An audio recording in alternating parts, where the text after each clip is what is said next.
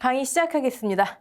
여러분, 이번 강부터는 이제 작물, 식물을 둘러싼 환경이 아니라 인간이 재배를 위해서 무엇을 할 수 있는지, 재배 기술에 관한 내용입니다. 어려운 부분은 사실 이제 없어요. 대신 암기가 좀 늘어나겠죠? 제가 여러분 이거 전체 암기하시면 다 솔직히 좋기야 하지만 힘드시잖아요. 그러니까 제가 이거는 꼭 암기하셔야 됩니다. 짚어드리는 부분 무조건. 그리고 이제 반복해서 보시면서 눈에 들어오시는 거를 암기하시면 되는 그런 내용입니다. 재배 기술, 빠르게 넘어가도 되는 부분은 그렇게 넘어갈게요. 재배 기술, 작부체계. 작부체계. 초반에 잠깐 나왔었죠? 작부체계란 작물의 작부체계가 뭔가 했더니 종류별 재배 순서. 제가 늘 말씀드리지만 동그라미 1, 2, 3, 4 실제 재배학 시험 뭐 손해평가사든 공무원이든 농품사든 나왔던 보기들 이용한 겁니다. 네. 작물의 종류별 재배 순서 또는 합리적인 농업 경영을 위해서 계획된 재배 작물의 종류, 순서, 조합 또는 배열의 방식을 말한다. 동그라미 2번이 조금 더 작부체계를 잘 설명하고 있는 것 같아요.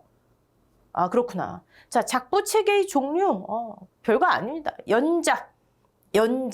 같은 종류의 작물을 같은 토양에, 같은 토지에, 토양이 아니죠. 토지에 반복적으로 재배하는, 그러면 연작을 계속하게 되면 어떤 현상이 생길까요? 똑같은 작물을 똑같은 땅에 계속 재배해요.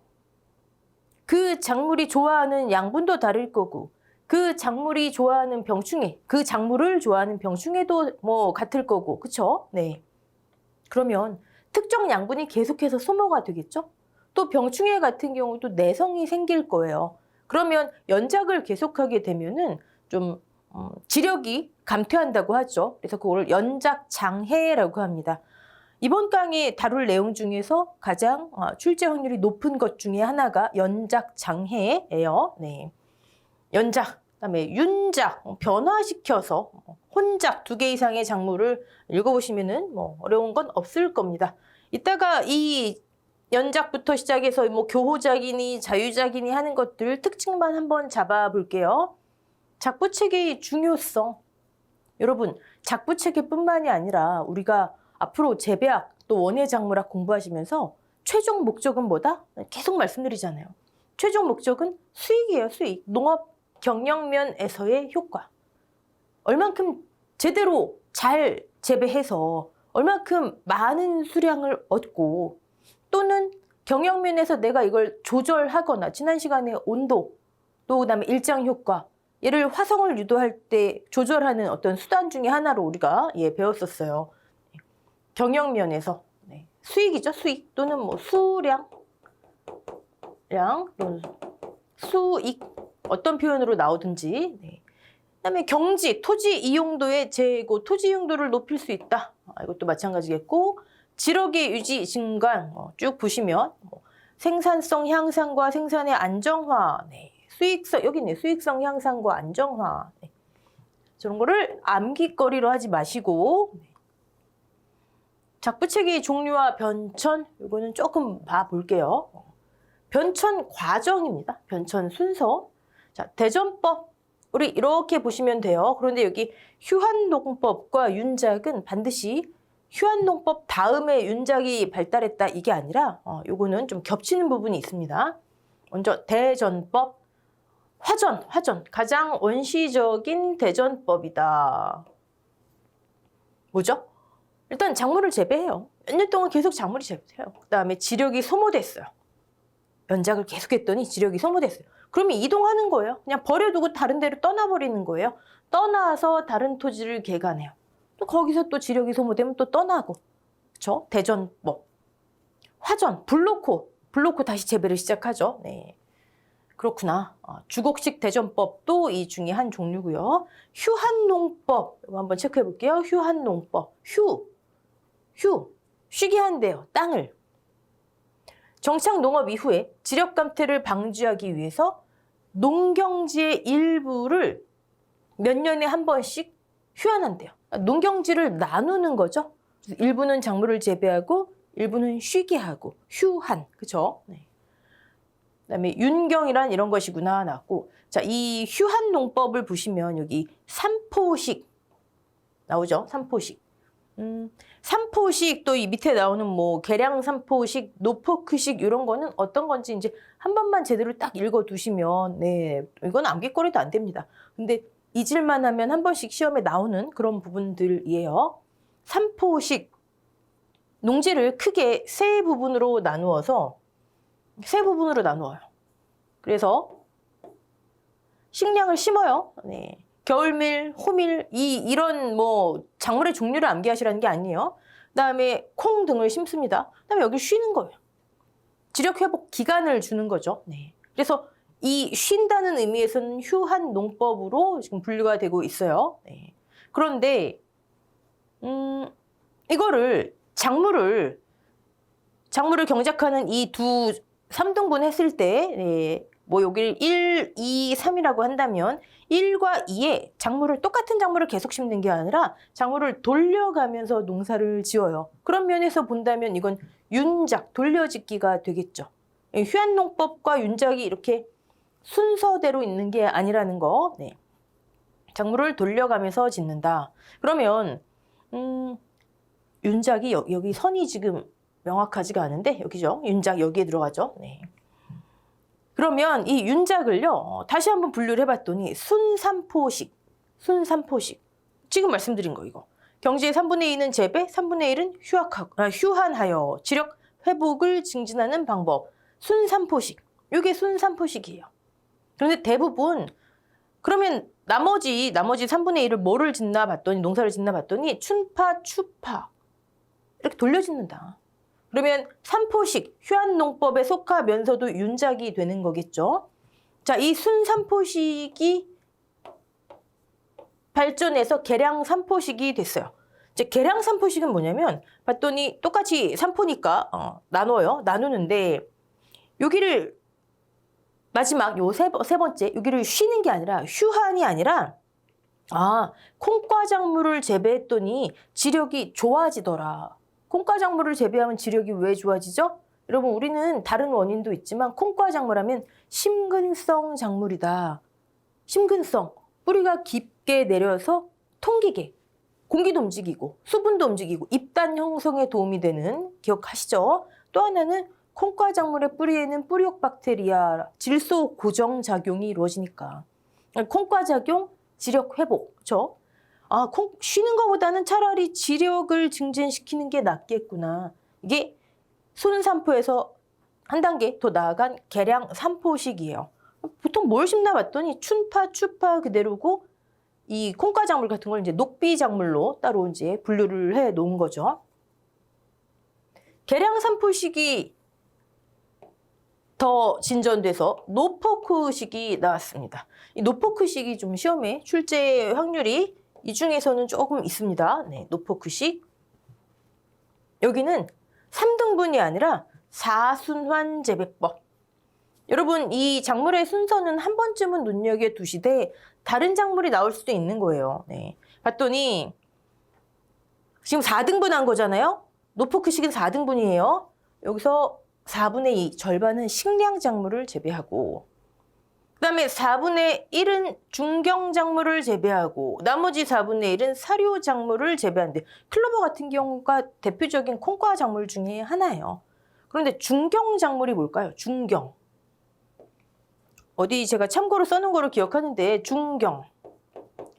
재배 기술 중에 하나인데 토양을 긁어주는 작업이에요. 토양을 긁어주면 어떤 효과가 있죠? 물론 비료가 이제 섞이는 것도 있고, 근데 이거는 막 심경이 아니에요. 가볍게 통기, 공기 순환이 더 좋아지기도 하겠고, 또 밑에 숨어있던 잡초씨나 병충해 같은 게 노출되니까 건조돼서 죽기도 하고, 그쵸?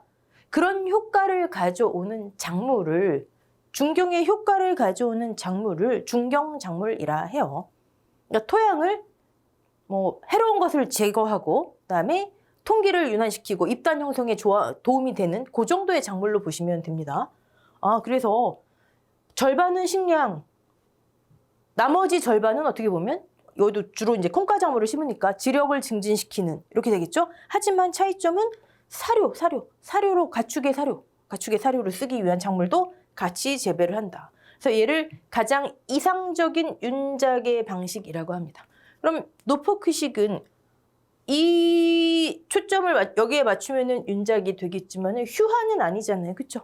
근데 계량 산포는 3분의 1을 계량 산포 빼고 순 산포는 3분의 1을 휴환하기 때문에 휴환에 속하기도 하겠죠. 네.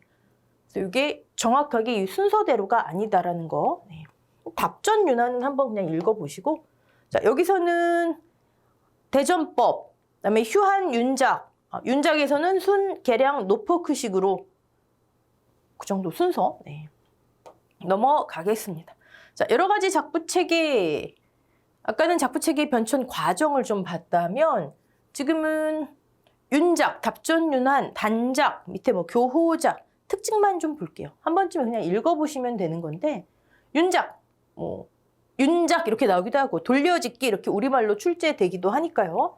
서로 다른 각종 작물을 조합시켜서 계획적으로 효과 쭉 보세요. 뭐 어려운 건 없습니다. 그냥 한 번쯤 읽어보시면 되고, 윤작을 할 때 여기 보시면 기지 현상을 회피할 수 있는 작물을 배치한다. 기지 현상이 아까 말씀드린 연작 장애예요. 한 가지 작물을 같은 토지에 계속 재배하면 결과적으로 지력이 쇠퇴하면서 작물의 재배에 악영향을 끼치는 거, 수확량이 감소되는 거, 그게 기지 현상 또는 연작 장애. 당연히 여러 작물을 재배할 때 서로 다른 병충해 내성도 고려해야 되고, 물론 이제 수확량이 최우선의 고려점이지만요. 그다음에 좋아하는 성분, 비료, 농약 다 고려해서 작물을 배치해라. 토지 이용도를 제고시켜라. 또 웬만하면 중경이나 피복 작물은 토양을 덮는 작물을 뜻해요. 토양을 덮으면 어떤 효과가 있을까요? 뭐 흙이나 뭐 짚이나 뭐 이런 거로 덮기도 하지만 좀 필름으로도 많이 덮고, 근데 여기서는 피복 작물이니까 피복의 효과를, 토양을 덮는 효과를 갖고 있는 작물, 어떤 효과가 있을까요? 멀칭, 토양 멀칭이라고 하거든요. 일단 지운이 상실되는 걸 방지하는 것도 있겠고, 그다음에 외부로부터 오염된 병충해라든지 이런 게 유입되는 거를 막을 수도 있겠고, 그렇죠? 또 햇볕 투과를 제어하기 때문에 잡초가 이렇게 막 번성하는 거를 막을 수도 있겠고, 장단점이 있겠지만 윤작을 할 때 고려할 점, 기지현상 여러 가지 작물을 조합하는 거니까요. 이런 거를 고려해라.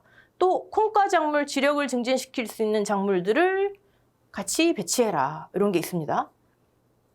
우리나라는 사실 우리나라는 대규모 농이 많지 않잖아요. 그렇죠? 발달하지 못했습니다. 한국도 좋다고 해서 발달했습니다. 이러면 안 돼요. 답전 윤환, 논밭을 몇 해씩 돌려가면서 논작물과 밭작물을 재배하는 거. 이것도 뭐 어떻게 보면 윤작의 큰 범위 내에서 볼 수도 있겠죠. 효과 한번 읽어보시면 되고요. 단작, 한국에서 가장 많이 실시되고 있는, 그다음에 교호작은 일항별로 작물을 달리하여, 근데 뭐 일항별로가 아니라 몇 일항은 요거, 몇 일항은 요거 이런 식으로. 특징은 주작물과 간작물의 구분이 없구나. 주작물과 간작물 구분이 없구나. 요거하고 차이점이 나머지 한번 밑에 간작 볼게요. 사이짓기. 여러분 이 우리말 표현도 좀 알아놓으셔야 됩니다. 뭘로 출제될지 몰라요. 간작 같은 경우에는 주작물이 있는 거예요. 교호작하고 가장 큰 차이점 중에 하나죠. 주작물에 크게 피해 없이 간작물을 생산하는 게 목적이다. 가장 대표적인 거 여기 있네요. 맹류를 주작물로 하면서 콩을 사이사이에 심는다거나, 뭐 어려울 거 없고요. 그다음에 혼작 섞어짓기. 생육 시기가 비슷한 두 작물을 같은 포장에 섞어서, 이 의미, 하나만 지을 때보다 수량이 증대돼야 의미가 있다. 그렇죠? 뭐 우리의 최종 목적은 수량이에요. 수량. 그다음에 혼작, 혼파. 어떻게 보면 혼파도 혼작의 한 범위겠죠. 두 종류 이상 작물 종류를 함께 파종한다. 근데 여러분 같이 짓는데요. 그럼 당연히 이런 단점이 생기겠죠. 작업이 용이하지 않거나, 아니면 관리 어려움이 있거나, 기계화 당연히 어렵겠고, 이런 단점도 같이 알아놓으시면 좋고요. 주의작, 주의작, 뭐 논두렁콩 생각하시면 확 와닿으실 거고,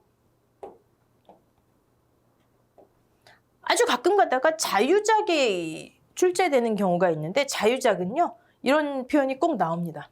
도시 근교에서. 도시 근교에서. 그 다음에 또 하나 나오는 표현이 수확한 작물을 대량으로 소비할 수 있는 큰 시장이 존재해야 한다. 그리고 수익성이 높은 작물을 재배해야 된다. 이게 자유작이에요. 자유작을 물어볼 때 항상 나오는 표현들. 네.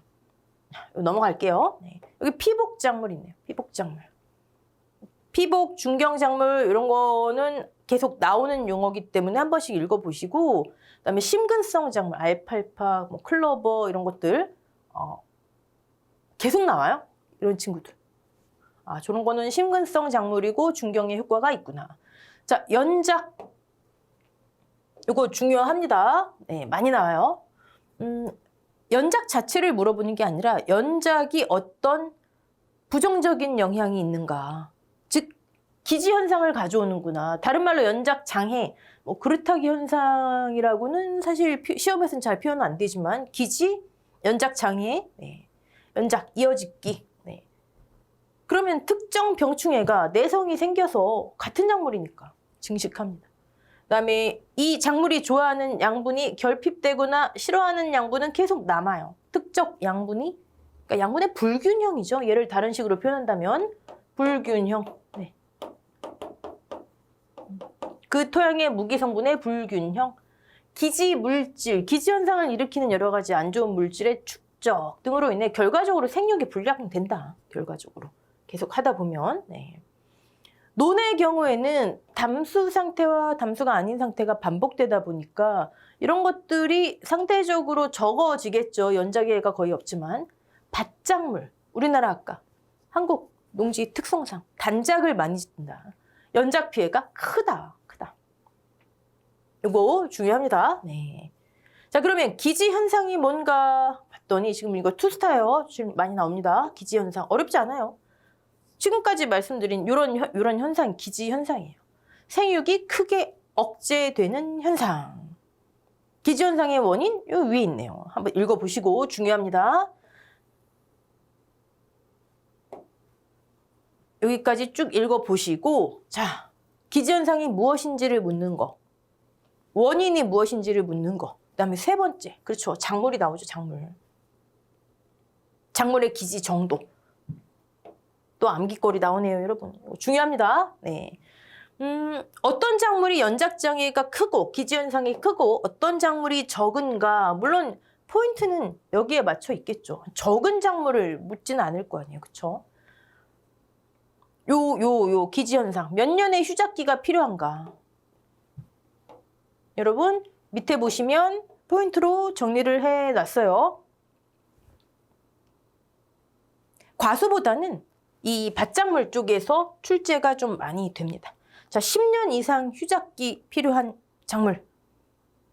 다른 말로 하면 지력 소모가 한 번 재배할 때 그만큼 큰 작물이겠죠. 무조건 암기하셔야 돼요. 이거 무조건 암기하셔야 돼요.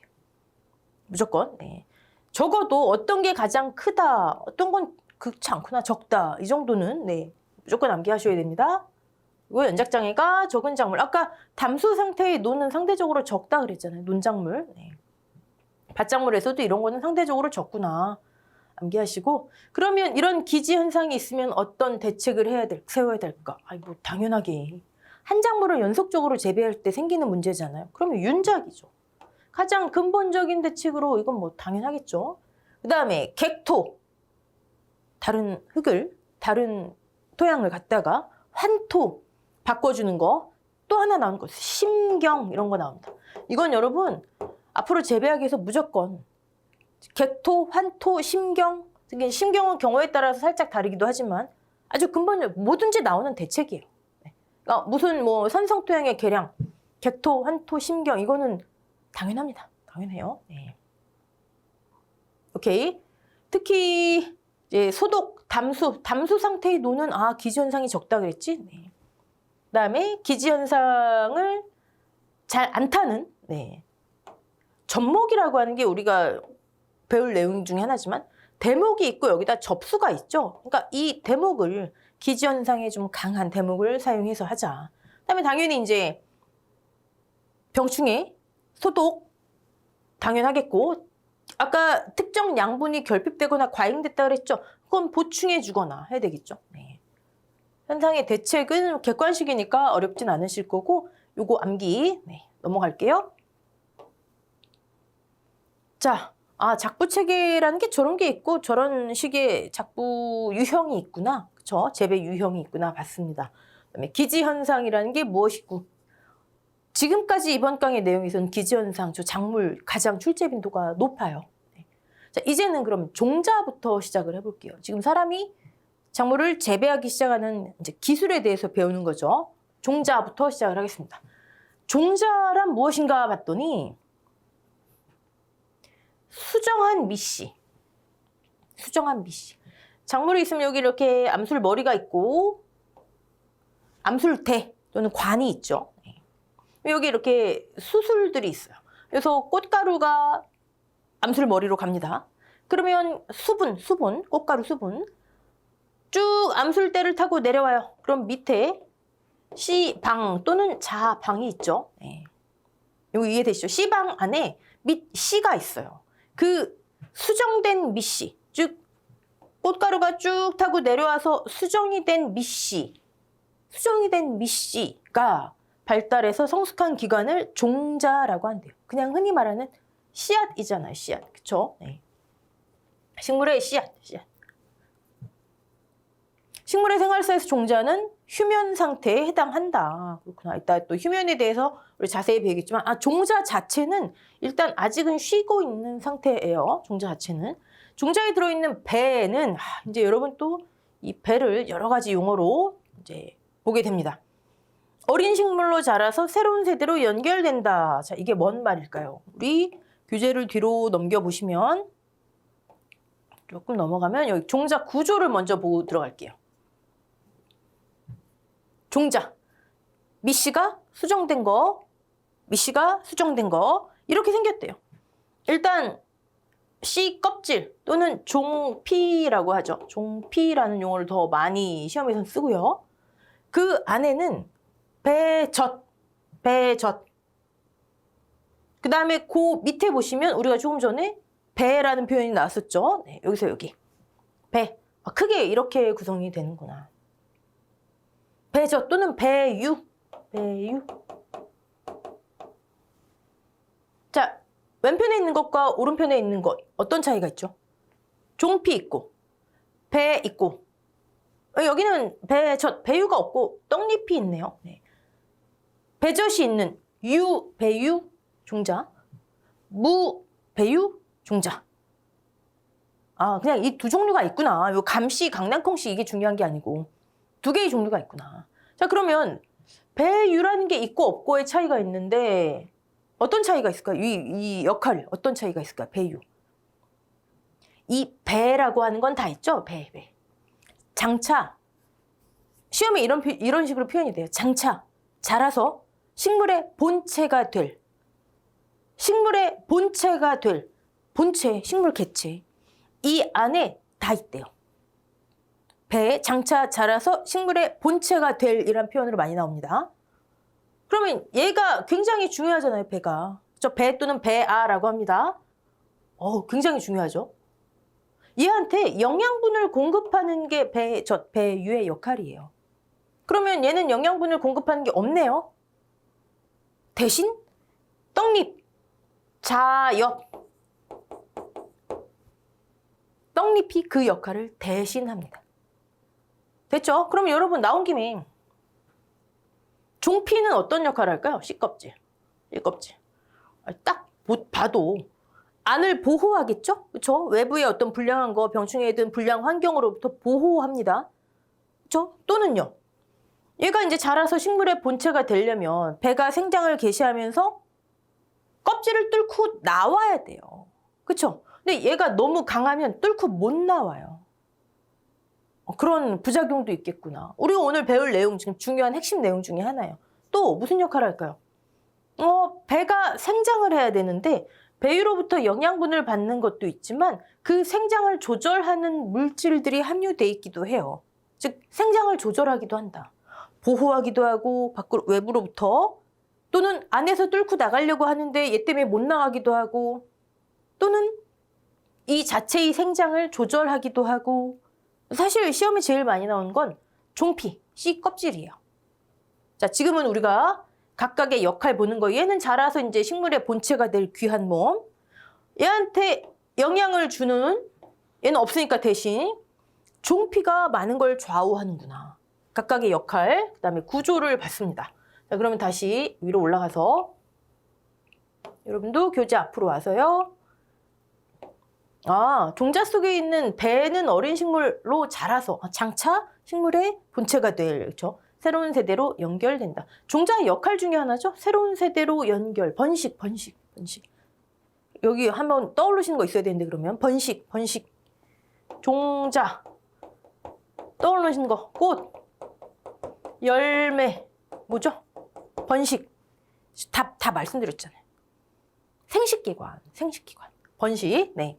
자, 종자의 분류 지금 했네요. 유배유, 이제 아시겠죠? 유배유. 그다음에 무배유. 여기 하나가 생략됐네요. 여기 배유가 없는. 제가 이 강의를 교재가 인쇄물로 출간되기 전에 지금 촬영을 하고 있어요. 그래서 이런 거는 여러분이 가지고 계신 책에는 맞게 다 돼 있게 출간되어 있을 겁니다. 뭐 이건 어렵지 않아요. 유배유, 무배유 종자. 네, 배유의 역할도 이제 알았고, 배유가 없으면 떡잎이 역할을 대신하는구나. 네. 뭐 이런 작물도 암기하시면 좋겠죠. 하지만 출제 가능성이 높진 않고요. 배유, 배젓, 떡잎 자입도 한번 읽어보시고 종자를 지금 분류하는 거죠. 그냥 한번 읽어보세요. 이건 읽어보시고 종자의 구조 보겠습니다. 조금 전에 본 내용이지만 투스타예요. 종자의 구조. 종피, 씨 껍질. 여러분, 어떤 시험에선 종피, 그럼 씨 껍질 이건 어렵지 않아요. 근데 배아, 씨는 뭘로 출제될지 몰라요. 출제원이 어떤 용어를 쓸지 몰라요. 배유, 배젓, 씨젓 어떤 걸 쓸지 몰라요. 다 알아놓으셔야 됩니다. 재배학을 여러분이 힘들게 하는 이유 중에 하나가 이런 용어예요. 용어. 자, 바깥쪽 종피라고 불리는 껍질로 쌓여져 있다. 종자 내부에 있는 장차, 새로운 식물로 본체로 발달되는 조직, 귀하신 몸, 영양분을 배에 공급하는 조직. 자, 그러면 종피 기능을 볼게요. 제가 이 중에서 출제에 가장 많이 되는 게 종피라 말씀드렸죠. 지금 우리 투스타 내용 하는 거예요. 종피, 씨 껍질, 기능. 당연히 내부를 보호하겠죠. 이거 암기하려 하지 마세요, 여러분. 암기하려 하지 마시고 내부를 보호해요. 내부에 뭐가 있어요? 제가 일부러 다른 표현으로 배유가 있잖아요. 보호. 내부를 보호.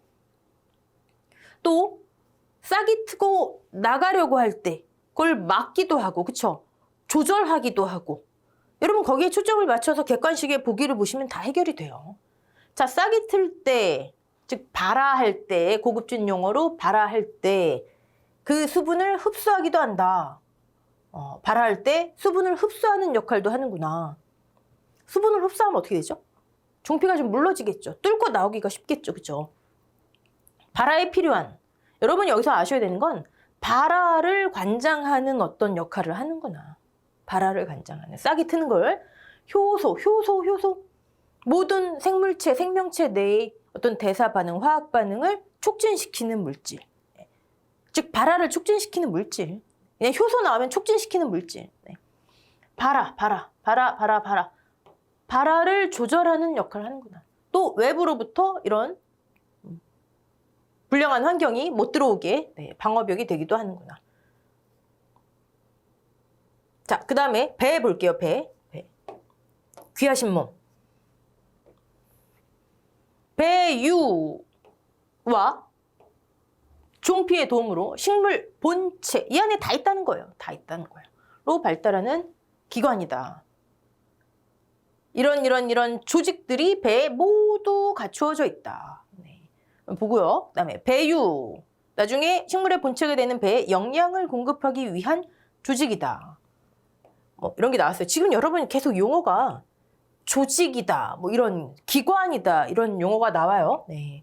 좀 한번 머릿속에 담아 두시고. 자, 그럼 어쨌든 이런 종자는 어떤 기능을 할까? 아까 했네요. 번식, 영양, 생식 기관, 번식. 종족을 유지한다. 죄송합니다. 아까 뭐라고 말씀드렸죠? 위에서는 표현이 새로운 세대로 연결한다. 그렇죠? 종족을 유지할 수 있다. 번식의 주요 수단이다. 자, 그러면 종자가 무엇이고 구조가 어떻게 됐고 배가 중요하구나. 근데 실제 시험에서는 종피에 대해서 많이 나오는구나. 그다음에 종자는 수정된 밑인데 결과적으로는 번식을 위한 거구나까지 봤어요. 그럼 이제 종자는 어떤 종자가 좋은 건지 품질을 볼게요. 네, 여기는 사실 뭐 종자 기능사라든지 이쪽에서는 좀 시험에 뭐 굉장히 중요하게 다뤄지지만 지금까지 손해평가사 시험에서 이거에서 뭐 출제가 된다거나 했던 적은 없어요. 그냥 한 번쯤 꼼꼼히 읽어두시면 좋을 것 같아요. 그 정도 수준으로 출제가 된다 해도 우선순위는 아닌 거예요, 여러분. 종자의 품질 지표, 용어들을 먼저 보자고요, 용어들. 제가 생각할 때 만약에 나온다 하면 이런 용어를 묻는 게 나오기가 쉬워요. 이런 계산하는 게 나오지 않고. 네. 발화율. 일정 기간 내, 여러분, 율, %죠. 그러면 측정을 하려면, 발화된 걸 측정을 하려면 당연히 일정 기간, 주어진 기간이 있겠죠. 그렇죠? 당연한 거예요. 일정 기간 내 발화된 종자수를 전체 대상이 되는 시료 종자수로 나누어 백분율로 표시한 것. 이거는 암기거리도 안 되죠. 일정 기간 내에 생각해보니까 당연하구나. 네. 그다음에 발화세, 뭐 효율 이런 거 한번 읽어보시고 그러면 종자의 품질을 결정하는 요인을 외적 요인과 내적 요인, 어떤 종자가 좋은 종자인가를 볼게요. 요거는 외적 요인은 한번, 외적, 내적 요인 한번 봐두셔야 됩니다. 일단 외적, 순도. 우량종자. 이형종자. 여러분 이제 이런 말 많이 나요. 이형종자. 다르게 생긴 애. 돌연변이들. 좋지 않은 거예요. 이형종자. 좋지 않은 거예요. 이런 불순물들이 포함되지 않은 종자가 좋은 거다. 순도가 높은 거다. 그 다음에 또 하나. 아주 가끔 크기가 크고, 물론 아예 다른 개체인 경우에는, 식물체의 경우에는 종자의 크기가 다 다르겠죠. 곡식의 종자하고 과수의 종자하고 당연히 크게 다를 거 아니에요. 근데 같은 식물체 내에서 이왕이면 크기가 크고 무거운 것, 크기가 가볍고, 아니에요. 크고 무거운 것이 좋은 종자예요. 좋은 종자. 네. 그러면 1000립중, 뭐 100립중 이렇게 크기를 표시하는 저런 단위가 있구나. 그 다음에 또 얘하고 얘. 이건 쉽잖아요. 불순물 포함되지 않은 게 당연한 거겠고. 크기가 크고 무거운 거. 그 다음에 그 품종 고유의 색깔과 냄새를 가져야. 냄새가 없는 이런 거 아니에요. 네. 생육에 유리한 좋은 종자다. 그 다음에 여러분 종자. 아까 종자는 생물학적으로 뭐다? 휴면상 지금 쉬고 있는 거예요. 근데 거기에 막 수분이 가요. 어떻게 돼요? 씨앗에 물 주면 어떻게 돼요? 발화할 거 아니에요. 그렇죠? 그럼 종자를 보관할 때 수분 함량이 당연히 지금 종자의 품질을 결정하는 거예요, 여러분. 발화를 위해서가 아니고 뭘 공부하시는지 아셔야 돼요. 종자를 보관할 땐 당연히 건조할수록 좋은 거겠죠. 그렇죠? 네. 이런 건 뭐 당연한 얘기고. 그래서 무거운 거, 큰 거, 고유의 색깔과 냄새가 있는 거, 그 다음에 수분 함량이 낮은 거, 이 정도.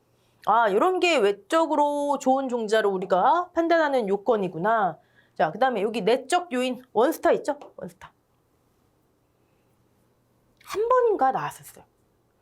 자, 일단 내적 요인, 종자 자체의 내적 요인. 유전성, 유전적으로 우수한 거, 유전적으로. 근데 유전적으로 우수한 거를 우리가 어떻게 판단하나 봤더니, 우량품종, 그러니까 종자 자체가 우수한 거, 아까 위에서 이런 외적 요건으로 봤을 때 우수한 거, 그 다음에 영속성, 넓은 지역, 어떤 특정 지역, 뭐 타지 않는 거, 그다음에 균일성을 구비하는, 즉 종자 자체가 우수한 거, 영속성, 광지역 적응성, 균일성 이렇게 암기하세요. 우, 영광균. 네. 요거 한번 문제 나왔어요. 네. 이게 좋은 종자다. 그다음에 당연히 발화력이 높고 발화세가 빠르면 이건 당연하겠고, 네, 한번 읽어보시면 되고, 요 유전성 요거 한번 체크해 두시고 넘어갈게요.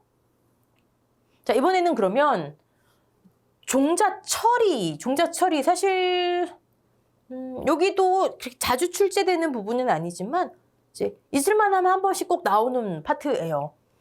종자가 뭔지 알았고 어떤 게 좋은 종자인지 알았어요.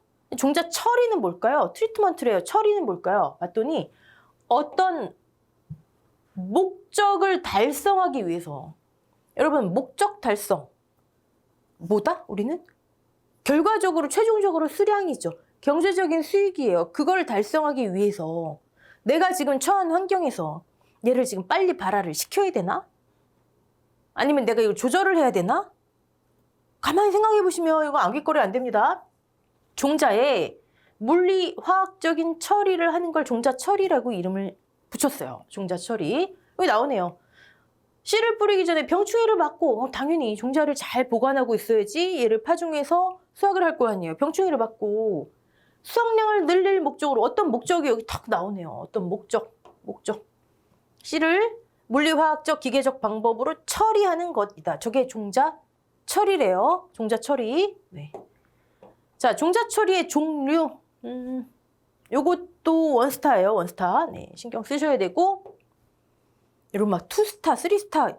사실 교재는 제가 처음에 말씀드렸지만 재배학 시험 60점 맞으시는데 교재만 봐도 충분할 정도로 엑기스만 담아놓은 거예요.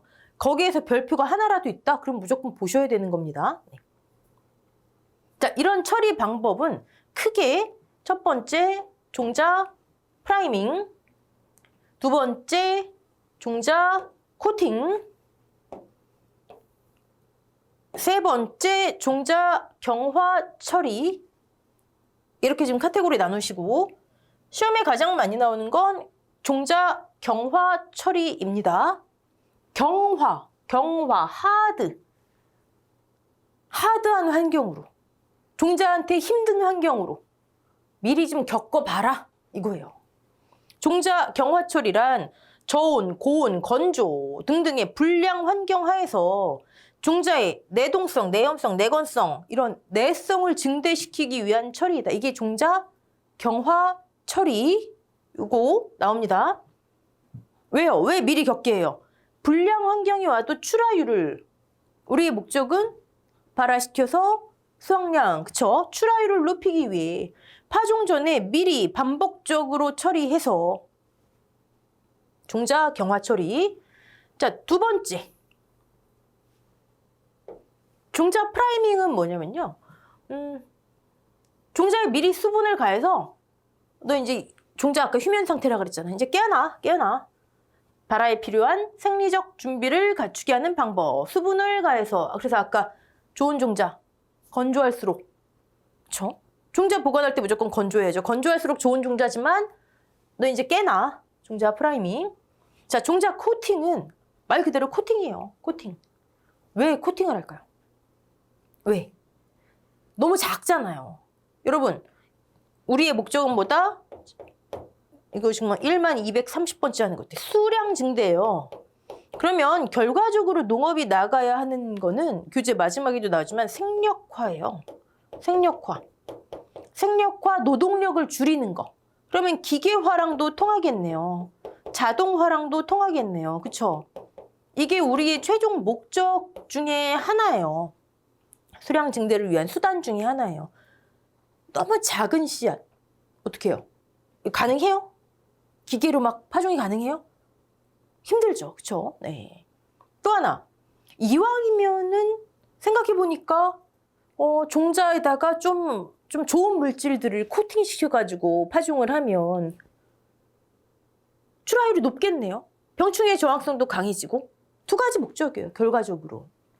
너무 작으니까 크기를 크고 균일하게. 또 같은 품종이라도 크기가 다 다를 거 아니에요. 또 하나. 아니 이 씨앗이 이 씨앗 같고 저 씨앗이 저 씨앗 같고 그쵸? 그럼 어떻게 해요? 종자를 구분할 수 있게. 네. 아, 코팅의 목적 2가지 말씀드렸어요. 이런 거 암기하려 하지 마시고 크기를 크고 균일하게. 또 하나 이왕이면 표면에 좋은 물질을. 이게 종자 코팅이에요. 자, 근데 종자 코팅은 크게 여기 있네요. 종자에 색깔과 불활성 물질을 입혀서 차별화, 종자를 구분. 파종의 생력화. 이게 결국 주된 목적. 거기에 이제 좀 좋은 물질들을 플러스 알파 첨가하는 거. 자, 이게 종자 코팅인데 종자 코팅은요. 크게 이제 필름 코팅하고 그다음에 펠릿 또는 펠렛이라고 할까? 정직한 발음으로 코팅이 있어요. 펠렛 코팅은 제가 펠렛 코팅한 종자를 밑에다 아예 펠렛 종자라고 써놨어요. 펠렛 종자. 소립, 작은 거 또는 부정형, 모양이 불규칙한 종자를 피복, 코팅해서 둥근 알약 같은 형태로 만들어서 자, 얘는 크기를 좀 조정하는 거예요. 파종에 편리하도록, 기계 파종에 편리하도록. 그리고 이런 플러스 알파 물질을 코팅. 종자 코팅의 목적은 달라지지 않아요. 근데 얘는 크기를 좀 조정합니다. 펠렛 종자는. 이게 인위적으로 크기를 크고 이게 펠렛 종자. 이게 펠렛 종자에 관한 내용이에요. 밑에 크기를 변화시키지 않는다? 따로 언급은 안 했지만 이게 그냥 기본적인 필름 코팅. 그 중에서 펠렛 종자는 이런 것도 있구나 정도. 네. 종자의 품질을 높이기 위해서 경화, 프라이밍, 코팅이 있구나. 그 중에 펠렛 종자라는 게 있구나. 코팅하는 이유, 오케이. 처리의 목적은 봤고요. 그러면 처리 순서, 이것도 뭐 그렇게 자주 나오는 건 아닌데 일단 종자를 좋은 걸 여러분 용어에 저기 하지 마세요. 선별, 선종, 셀렉션, 종자를 선택한다. 선종. 그 다음에 이제 소독해야죠. 혹시나 있을지 모르는 병충해 소독. 그 다음에 침종. 용어만 좀 알아두세요. 일정 기간 물에 담가서 수분을 흡수시켜서 발화력을. 아까 종피, 수분 흡수, 발화에 필요한 수분의 흡수. 종피가 흡수해야지 그 다음에 밑으로도 갈 거 아니에요. 그래야지 뚫고 나오죠. 그렇죠? 그 다음에 최아종. 너무 왔다 갔다 하지 않을까? 그건 좀 이따 볼게요. 일단 순서를 좀 보시고 여기서 소독. 요거 뭐 자주 나오진 않는데요. 소독 방법은 이런 게 있구나. 정도. 소독 방법은. 소독의 목적은 뭐 당연하겠고요. 바이러스병은 우리가 나중에 식물병에 배우겠지만 바이러스병은 어떻게 안 돼요. 이거는 어떻게 안 된대요. 소독으로도 방지할 수 없대요. 자, 여기서 온탕침법과 냉수 온탕침법이 있는데 느낌 오시죠? 종자를 소독하기 위해서 온탕에 담가버리는 거예요. 냉수 온탕침법은 냉수와 온탕을 번갈아 하는데 첫 번째 우리가 여기서 보셔야 되는 건 어떤 거에 물론 이거 자세히 하면은 굉장히 자세히 나와요. 근데 확률이 떨어지기 때문에 출제될 수도 있지만 확률이 떨어지기 때문에 자세히 안 하는 거예요. 여기서. 다만 맹류의 겉간부기병 또 얘는 냉수 온탕침법이구나. 이 정도 매칭은 시키자고요. 지금 목화 얘네들은 온탕침법 냉수 안 하고 이 정도 매칭은 시키자고요. 그 다음에 맹류의 겉간부기병 냉수 온탕침법은 냉온을 계속 번갈아 하는 게 아니고요. 냉수, 온수, 그러니까 온탕이죠. 온탕. 그 다음에 또 냉탕, 그 다음에 이제 건조시켜서 파종. 이런 순서예요. 자, 여기서는 이런 방법이 있구나. 근데 특히 맹류 겉간부기는 냉온 왔다 갔다 하는구나. 근데 냉온을 계속 반복하는 게 이런 식으로 하는구나. 사실 자세히 다루면요. 여러분 이게 왜 골치 아프냐면 작물마다 예를 들어 맹류 온탕이 45에서 50도 사이에서 2분 정도를 담갔다가 그 다음에는 50도 정도에서 5분 정도를 담갔다가 이걸 작물별로 어떻게 암기해요? 다 있어요. 어떻게 암기해요? 그쵸? 네. 그렇구나. 그래서 매칭만 시키고 냉수 온탕침법은 냉이구나. 이 정도. 네.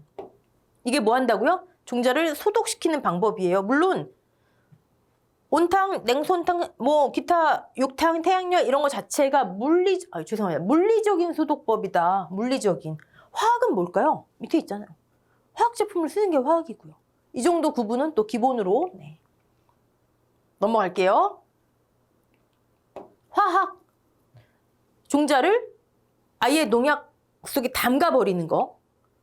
그 다음에 가루를 입히는 거, 침지, 분해 소독이라 해요. 자, 이렇게 소독한 종자를 이제 파종 전에 일정 기간 물에 담가서 발화에 필요한 수분을 흡수시키는 것, 침종. 용어만 좀 알아놓으시고. 근데 여기서 침종에서 연수보다 경수에서 요거 정도는 신경 써 두시는 게 좋아요. 침종. 일단 침종이 뭐지? 선종, 종자 구별했고, 그 다음에 종자를 소독했고, 그 다음에 발화 전에 너 지금 준비해 이러고 이제 수분을 흡수시키는 걸 침종이라 하는데 순서. 근데 침종은 어떤 게 좋은가? 요거 정도는 신경 쓰시는 게 좋습니다. 연수보다 경수가 좋대요. 사람 이름 같죠? 경수가 뭘까? 여기 있네요. 밑에. 또 수온이 높은 물보다 낮은 물에서. 그럼 여러분 동그라미 친 것만. 침종 기간.